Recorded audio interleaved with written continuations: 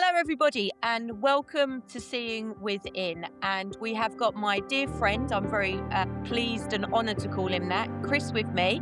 And you probably know him as the blind man with the backpack.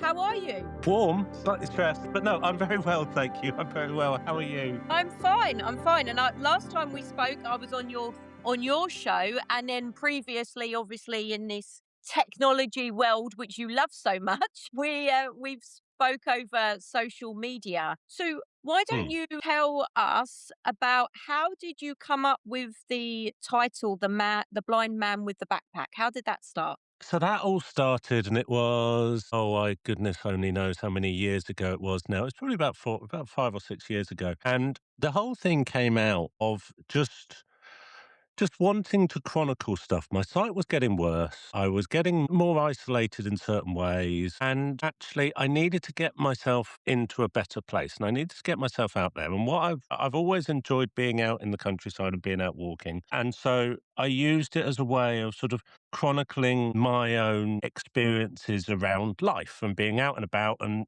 photos of scenery and where I've been on my walks. And it was just a way of sort of personal reflection for me, really, if nothing else. And then it gradually blossomed and grew as I got to know more people sort of within the sight loss and disability world online on Instagram and Facebook and so forth. That kind of it then expanded and grew into this whole, writing, blogging, talking about experiences, looking at different perspective of things and just kind of highlighting what it's like to live with a degenerative sight loss condition. Yeah. So how long has been your journey of your sight loss, and what condition do you have?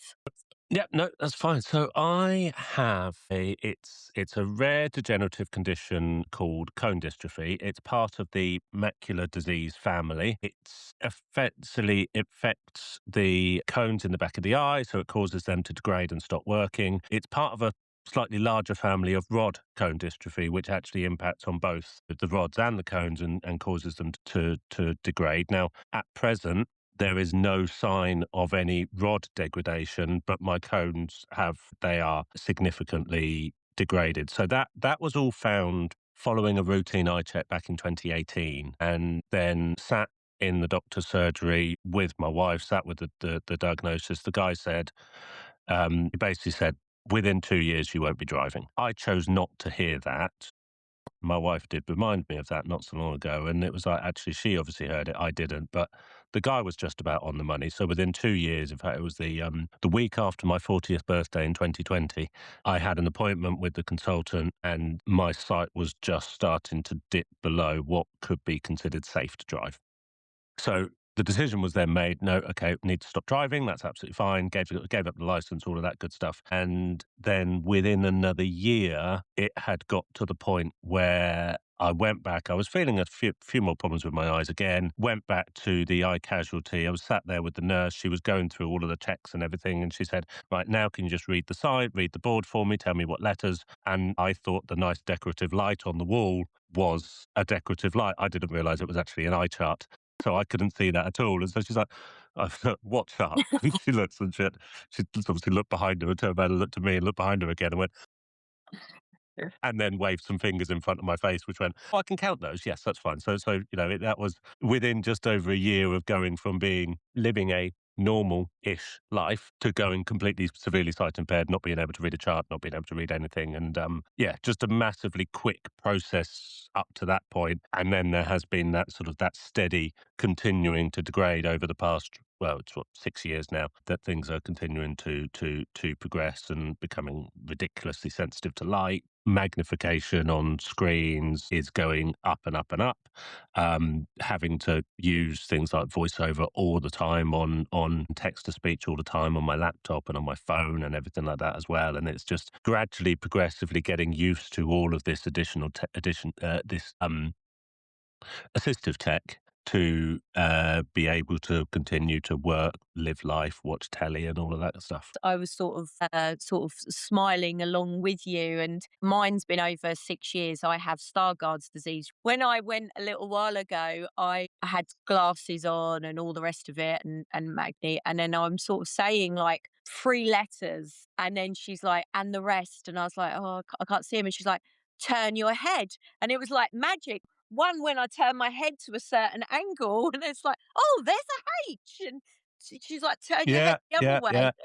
I remember that. Yeah, it's funny because even now I'll go and if I look through the pinholes, Mm. when they put these, so you've got the thing, and then they put the pinhole over so that it's all through, yeah, like a pepper top of a pepper pot or something, and you just look through, and if you can get it in exactly the right angle, you might be able to make out one or two letters on a line. There's a sense, as you say, that it is a grieving process because it's a constantly you're constantly adapting, your family's constantly adapting for what you could do last week or last month. And that's Hmm. sometimes very hard for people and family members to understand that, isn't it? It is, and funny enough, I was talking to another friend of mine, and we've discussed this a lot, and we one thing as well is it's because it's that constant change, you're constantly adjusting and readjusting, and, what you could do yesterday, you can't do today, or what you couldn't do yesterday, you can do today because light has changed or because something has changed. And so you're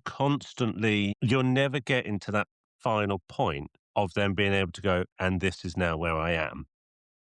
The goalposts are permanently moving. And, I was chatting to a friend of mine, and he was out, funnily enough, he was out at a blind bowling event. He was the only one who had some sight, thought he'd be a one to be, thought he'd be in there, he'd be far more, far better than everyone else. He was actually the worst on the team. And they were all like, just like, because they've been blind since birth, or they've been blind since a younger age, and with absolutely zero sight, there was a lot less adjustment for them. They'd accepted it. They got to where they were, and that was just the way life is. Whereas when it is degenerative, it's that constant having to adjust and readjust, and having to, figure out new ways of doing things, and bringing in new tech, or bringing in new assistance aids or something like that. And it gets exhausting.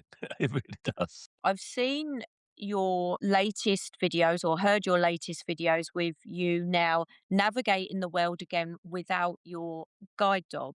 So how are you Yes. finding that? I know a heartbreaking video if anyone hasn't watched it, or listened to it with you talking about your dog that was no longer It working for you. yeah, it's a really it's been a very strange sort of 6 weeks Hmm. since everything has happened, and, of course, going from a cane and using that cane, I liken it between a bumper car and a Formula One car, especially Chester. Chester was ridiculously fast. So, but, when you use the cane, or you're hunting for those obstacles. And, you're using the tip, and you're using that cane in order to find whether it's walking up a stairs and using it to knock against each step, or knocking against the edges of a trying to find the edge of a pavement, or the edge of a footpath, or walking into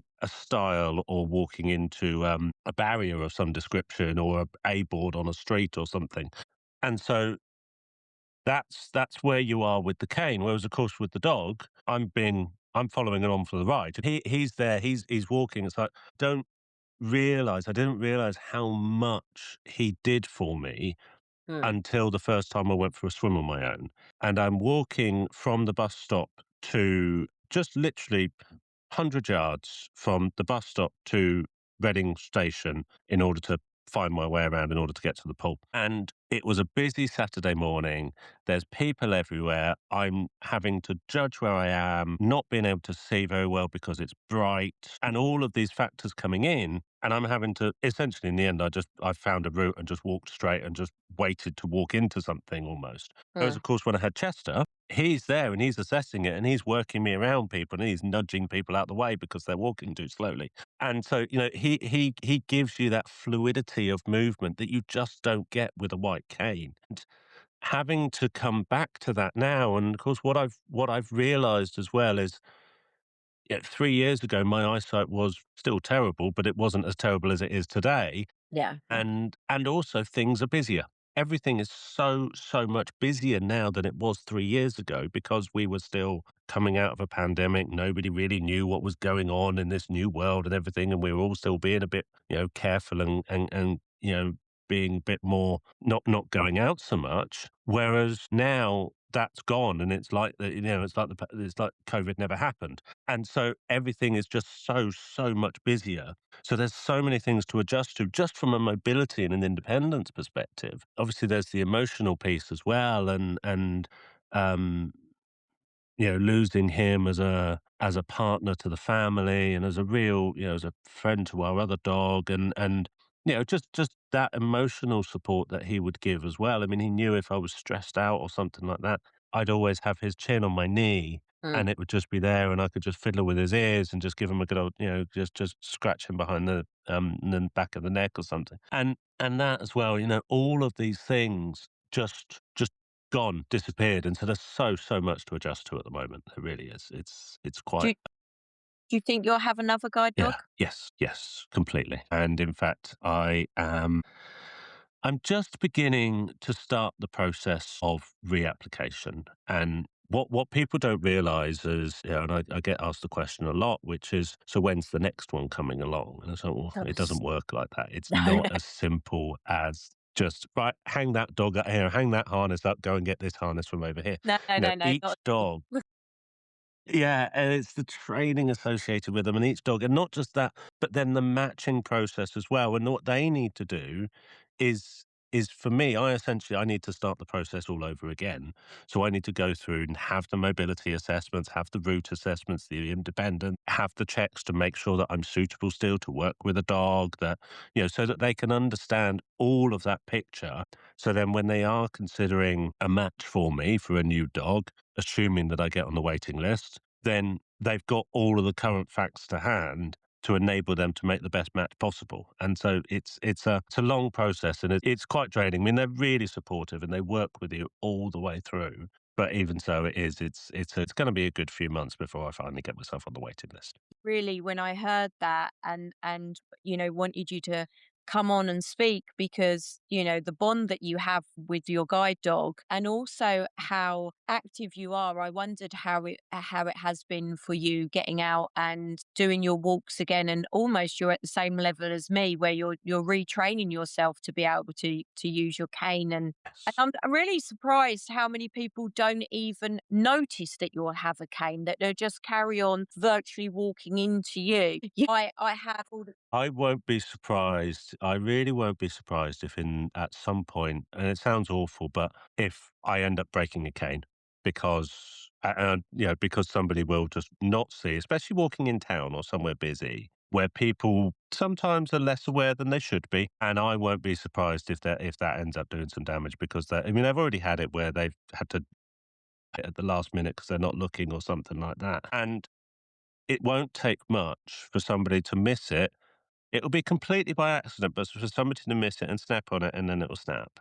I think, and that does, again, it's something else which actually really does. It's another cause for anxiety when you are going out and trying to be independent. I've got access to work. So my husband has so many days that he drives me on longer jobs and takes me in and out of work and things like that. But when I have to, there's a particular gym that I could walk to. And when I've done Hmm. that and it's school hours, the younger children coming towards me will just not move. It is really, really quite stressful. And I have my yoga and meditation and breath work. How do you manage yours? Badly. At the moment, as I say, things are in a very strange place at the moment. And I think if you take kind of, because mental health, you get ups and downs with your mental health, and you get good days and bad days, and good periods and bad periods. And I think right now, I'm probably on the upward curve or back on the upward curve after being in a bit of a dip after everything that's happened over the past few months. And that has been hard. And I think, but for me, two areas. So I do still try and get across into the woods is that on its own is proving a little bit challenging because there has recently been so I've got a lovely set of woods nearby me, and there you can go and walk for hours in them, and it can link you. So where I live, it can then take you down to the river by down at the River Thames, and it can take me up into parts of the Downs, and really expansive walks that I can do from where I live. But my local woods, they have been doing significant maintenance works and harvesting works. So all of my familiar routes have gone. So I'm having to, when I do go into the woods, I've got to completely relearn the familiar routes, the safe routes for me. There's big old tire tracks everywhere and debris and stuff as well. So it's still getting out into the woods is my one that's my go-to thing because it's easy. I can just grab the cane, grab a bag, at the moment get a bottle of water and get out and get in the woods and just walk. That's a bit more difficult, but I'm still able to do that. I'm still able to get out there. So that's good. And that's easy because it doesn't cost me anything. I can do it immediately. There's nothing there. The other thing which I love is I love to go for a swim. And I think to be able to go, I get down to the pool, and that's in the centre of Reading, so it can get a bit difficult, the journey there. But when I walk in there, it is like this little oasis of calm. Yeah. And that's great because I can then get in the pool. And what is lovely is they are massively supportive. All of the staff there are just fantastic. So they I walk in, they see me, they get the sign. So the pool has got three kind of they're not lanes, but three sort of areas demarked out. So you're slow, you're medium, and you're fast. But because they're not laned, I can't do a lap like everybody else. So they have made adjustments to support me, which means that I swim up and down a side. Everybody is aware of that. There's a sign by the steps that people know that they don't come and swim into me. And everybody is really supportive. All of the other members, visitors, everything like that works brilliantly. The staff will guide me out to the pool. If there's somebody already in the pool, they'll let them know. And all of these adjustments are just fantastic that they do. And that when I get in the pool and just swim for like 20, 25 lengths or sometimes a bit longer, then that's just some time where I can just completely switch off and concentrate on my stroke, concentrate on my breathing, and just plod up and down the side of the pool. And it's an outdoor one as well, so it's lovely at this time of year because it's just it's just fantastic to be able to get out there in the open air, and then you can have a nice cup of coffee or a glass of wine afterwards as well, which is even better. Amazing. Amazing. I love, but it's exactly the same as you. I love being outdoors. So I love my walking, which I'll come to in a minute, and my yoga and swimming. I love we've got an outdoor swimming pool here as well. And I love going to the outdoor swimming pool. Finding a little tool bag to go into for yourself, for your swimming or walking or sitting outside, listening to nature, having a coffee, whatever it is, because we all need something for us. Yeah, no, you're right. It is important, and I think you forget so easily. And I don't know about you, but I've spent years. I mean, it's only been the past 5 years, but it feels like a lot longer. But I've spent a long time almost fighting it. This thing isn't going to beat me. Thing isn't going to change anything. And it's like, but it does, and it does change things, and it does, and actually that's one of the areas of acceptance which I'm really struggling with, and I'm having to get better at, is accepting that this sight loss is a part of who I am, and it is a part of just my life now. And so the things that I could do when I could see, or even when my sight wasn't as bad as it is now, I can't do it the way I used to, and so I have to adapt and I have to adjust, and a really hard thing to accept.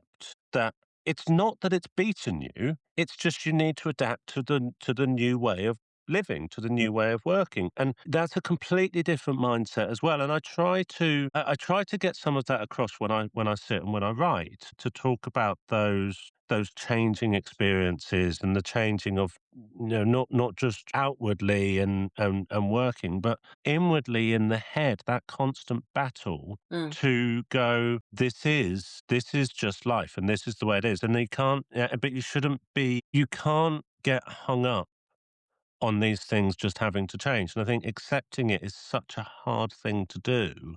Yeah, and I get days often where I just go, this isn't working. It used to work. Why isn't it working? You just get Yeah. frustrated with yourself. And then you just need to remember to breathe and take a step back and walk away from it and come back. And then actually by that just gives you that time to think and readjust and then move on to the other thing and will then figure out another way of doing it. Or, asking for help. It's not it's okay to ask for help. Becoming friends almost with my eye disease, not fighting against it, but becoming friends with it, because that way that my disease, Stargard's disease, is a part of me. And Yeah. it doesn't define me, but it is a part of me. And if I keep rejecting that part of me, then it's Mm. going to become an enemy, not a friend. Does that make sense? Yes. Yeah.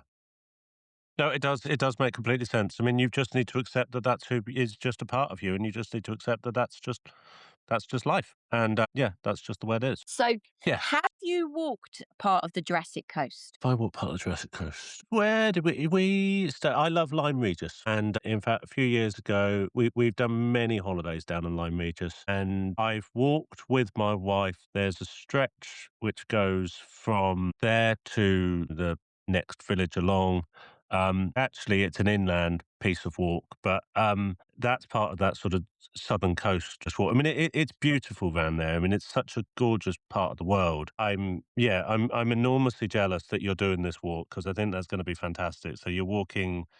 Yeah, so to do some of the Jurassic Coast is just going to be fantastic, and I'm massively jealous. It's going to be enormous because it is very, very up and down. So July for the RNIB charity, I'm walking. So day one, I'm walking 14 miles. Day two, 10 miles, and day three, 12 miles. So we're splitting it up Right. because of the way that my eyes are. Is there any tips that you would give me?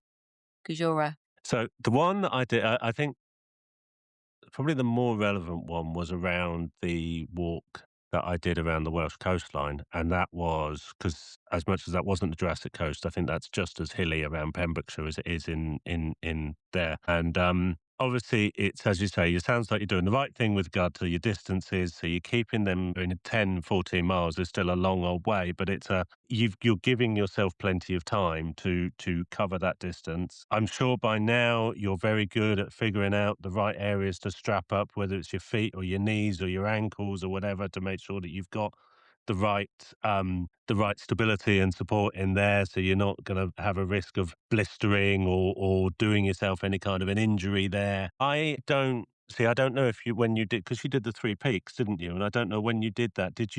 Were you using your cane full time, or no. did you do that without your cane? I did it with guides rather than a cane, and this time I'm strapped to someone's arm as well.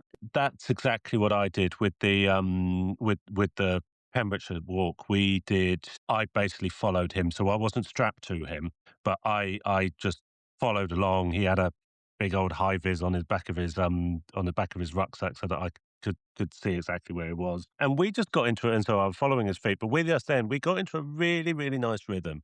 And I'm sure you'll do this with your guide, is you'll get into that rhythm and there'll be right, there's a rock to the left. Okay, there's a bit of a ditch on the left, on the right, walk to your left a bit. Oh, there's a bit of a sludgy bit because it's been raining. And you just get into that rhythm when following along and when working together. And it becomes a real partnership. I had my cane, and a few times when we were doing like roads and stuff, I would flip to using my cane. But apart from Yeah. that, I essentially used it as a walking pole rather than a proper using it as a sweeping long white cane as I would everywhere else. So yeah, I think it's just getting into that rhythm and it's having that trust of the person that you're tethered to or the person that's guiding you as well. So them to and them to know how to best to lead you along. So I mean, it sounds like it's going to be a fantastic trip, and I'm sure that you'll do amazingly. Thank you. Well, if you're about, you can come and join us in the first week in July if you want to. If you could sort of tell your younger self a piece of advice, or what would that be? What would it be? Um, I think it's a case of just it's really hard to do, but go with it. Accept it. Just accept that this is just the way it is going to be and just embrace it and go with it. And actually what you find by if you're able to get to that point where you can just go, take it on the chin, adjust it, add that to the back, add that to the load, and go, right, that's now the way it is, adjust and continuing to go. What that enables you to then do is it enables you to embrace it, it stops you from going inward and stops you from getting really nervous and anxious, or it helps to reduce that down as well. And just, it allows you to, as a term that another friend of mine uses all the time, and he's saying living his best blind life. And I think that that's the thing, is if you can take that take that experience, take that change, take that, that interaction, whatever it is, and add that into your little pack of who you are, then that means that you can go out and live your blessed blind life. You can go out and do all of the things that you used to do, but just in your own new, different way. And so, yeah, I think for me, that's the best piece of advice that I would give myself, is actually don't worry about it, because it's the future. You can't change it. And when it happens, just accept it and just go with it. Amazing. Yeah. Well, thank you for And joining if you me can figure today. out how to do that, then let me know. I say to everybody, and everybody hears it all the time within their mind, I go, breathe in, let, and breathe out, go. That's it. Just breathe in, let, breathe out, go. And embrace every day. Well, thank you so much for joining me. Well, it's always a pleasure. Thank you so much for having me. Hello, and welcome to this podcast.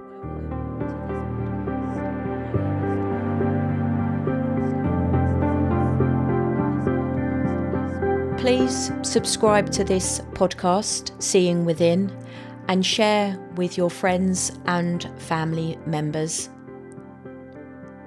This podcast is sponsored by Sarah Place Accountancy in Bury St Edmunds and produced by Anne Gould.